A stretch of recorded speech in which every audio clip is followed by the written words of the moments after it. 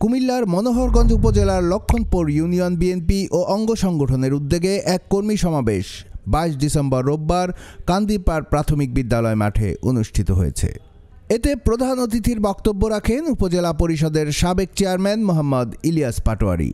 প্রধান বক্তার বক্তব্য রাখেন কানাডা বিএনপির সাধারণ সম্পাদক আব্দুল হামিদ নুরু ভূঁইয়া।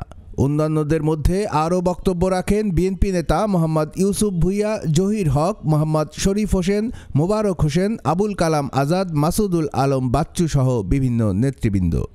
সমাবেশে বক্তারা বিএনপি ও সকল সহযোগী অঙ্গ সংগঠনের নেতাকর্মীদের ব্যক্তিস্বার্থ পরিহার করে দেশ ও দলের স্বার্থে ঐক্যবদ্ধ হয়ে কাজ করার আহ্বান জানান। কুমিল্লার কাগজ নিউজ ডেস্ক।